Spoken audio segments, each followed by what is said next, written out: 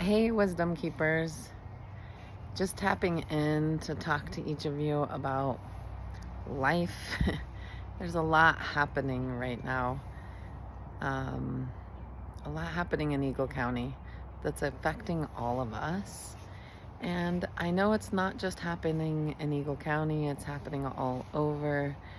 And I just want to touch base with each of you and see what wisdom we can gather. This morning, I was lucky enough to share space with some women who came to my class at Vitality Collective, and it was a beautiful practice this morning. We talked a lot about breaking patterns. There's a lot of patterns that are coming up for all of us to break. What are those patterns for you? How can you hold space for yourself and for others that are having mental health issues? And ultimately, at the end of our class, after we processed everything, not everything, we processed a lot, but it's virtually impossible to process everything. We processed a lot. And at the end of the class, we were talking about how our kids are processing all of the threats that are happening around shootings and violence, and how that's affecting young children, 8, 12, even younger children are hearing of these things from their older siblings. That's happened in my case. I have a 12-year-old, and the lower school was doing their best not to get too in depth with those things, but the older kids' information was spilling over into the younger kids, which is normal. And we want to honor the fact that they're going to hear things. And then also, one of the women had an 18-year-old who was getting ready for school this morning, and she said, "Do you want to go to school?" And he was just planning on it, need to get to school. And he stopped and he said, I feel scared. I honestly feel scared. I'm wondering, the kid was, I can only imagine what he might be wondering, but, the fear that could go into someone's head, adult or child, about what to expect if something like that were to happen and how to react.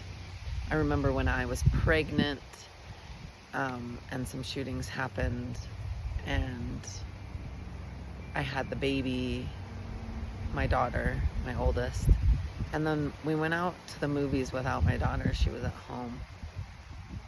And I remember being in the movie theater and immediately having fear, like, I'm a mom now. What if someone comes into this space right now? What would I do? And I immediately made a plan. I was like, I'm going to pick this table up. I'm going to use it as a shield, and I know where the exit is, and I'm going to run towards the exit. And I made a plan, a really distinct plan in my mind of how I would react if that happened. And that's a reality for our kids today. And, it was a reality for kids when they were preparing for other things in the past, years ago. So there's always something that is coming in for us to learn. And right now our kids are learning safety and how to feel safe. And we are here to guide them.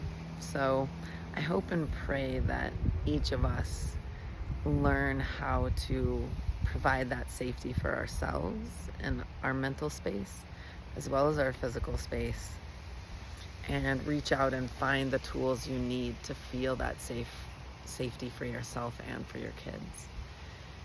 And then transitioning at the end, as we were, the class, this was after class, but we were processing it all the things that have been happening to our kids throughout the week, psychologically. And we talked about what level of compassion and where do we access compassion and understanding for the people making these threats and the people feeling these ways. And that is a tougher question. right? So we all have different views of what we think about that. But the truth that we all know is that hurt people hurt people. When you're angry or mean to someone, why is that? It's typically because you're experiencing some level of fear or pain or something inside that's not sitting right in your gut. So when you're not well or kind with someone, what's causing that experience? Hurt people hurt people. So one thing I encourage all of us to do is to send love and compassion and light to our children, to our friends, to fellow parents. You may not have a child, but you may know a child that is in a predicament that feels uncomfortable thinking about going to school, or even just at home feels uncomfortable. So how can we help facilitate safety as a collective? Because we are all connected, and it's so important to remember that.